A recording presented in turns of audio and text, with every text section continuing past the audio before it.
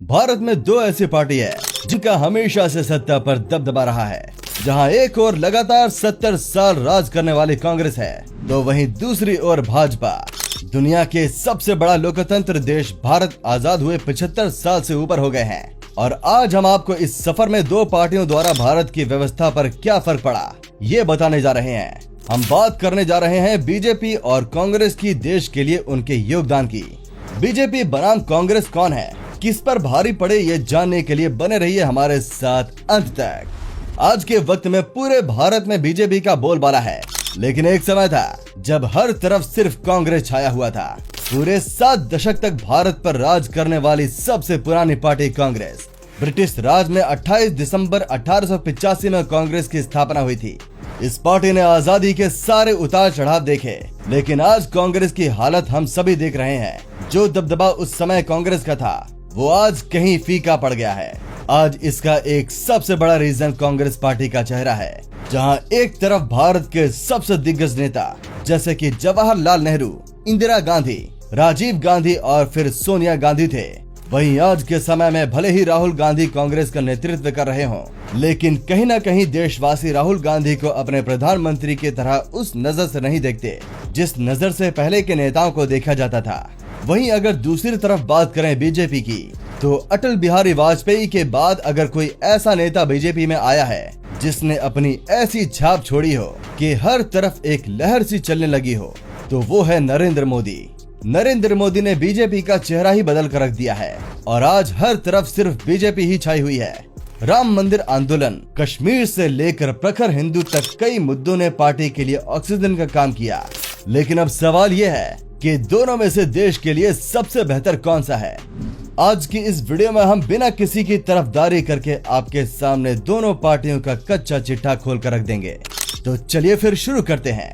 अगर कांग्रेस की बात करें, तो 1947 में जब ब्रिटिशर्स भारत छोड़कर गए थे, तो उन्होंने यहाँ पर कुछ खास नहीं छोड़ा था, और तब आई थी कांग्रेस पार्टी। देश का खजाना खाली हो गया था, गिने चुने शहरों में बिजली आया करती थी, छोटी सी छोटी चीज भारत को बाहर से इंपोर्ट करवानी पड़ती थी। ऐसे में देश को इन हालातों से निकालने का जिम्मा उठाया कांग्रेस ने। कांग्रेस के सामने जो 3 सबसे बड़ी चुनौतियां थी, वो थी आर्थिक विकास, लोकतंत्र की स्थापना और देश की एकता बनाना। ऐसे में भारत के इतिहास में कांग्रेस की भूमिका काफी अहम रही। उस दौरान नेहरू इंडस्ट्री आदि को बढ़ावा देने के लिए काफी काम किया। उनका कहना था कि देश में इंडस्ट्री का होना ही भारतीय अर्थव्यवस्था को ठीक कर सकता है। तभी उसी दौरान कोयला, स्टील और लोहे के उत्पादों पर काम खूब हुआ, जिसके बाद कांग्रेस की बागडोर इंदिरा गांधी ने संभाली।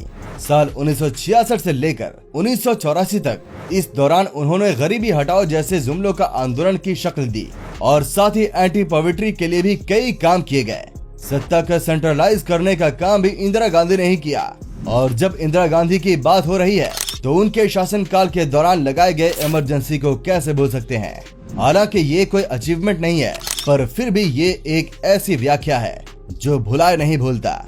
इसके बाद कांग्रेस की कमान राजीव गांधी के हाथों में आई, तो ये भी एक अच्छी सरकार रही, जिन्होंने आधुनिक भारत की नींव रखने की दिशा में काम किया। देश में अर्थव्यवस्था के सेक्टर्स को खोला।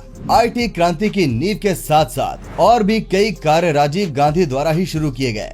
राजीव गांधी के बाद कांग्रेस में एक मॉडर्न राजनीति का दौर आया, और ये मॉडर्न राजनीति का बागडोर सोनिया गांधी ने संभाली, जो पार्टी के लिए तुरुप का इक्का साबित हुई। गांधी के नेतृत्व वाली मॉडर्न कांग्रेस ने जब रोजगार guarantee bill, right to information, right to education जैसे कई मुद्दों पर काम किया। इसके अलावा 70 सालों में कांग्रेस ने भारत की विश्व में सबसे ताकतवर सैन्य शक्ति में से एक तैयार की। हजारों विमान, लाखों टैंक और लाखों फैक्ट्रियों के साथ लाखों गांव तक बिजली पहुंचाई। देश में कई जगह IIT, सैकड़ों विश्वविद्यालय खोले। आजाद भारत की पहली जनगणना 1951 में थी, जब देश की जनसंख्या कुछ 35.9 करोड़ थी, जिसमें से करीब 75% गरीब और 1.3 अरब की आबादी में 21.9% गरीब हैं, और ये भी कांग्रेस की काफी बड़ी अचीवमेंट रही। अब चलिए बात करते हैं बीजेपी की।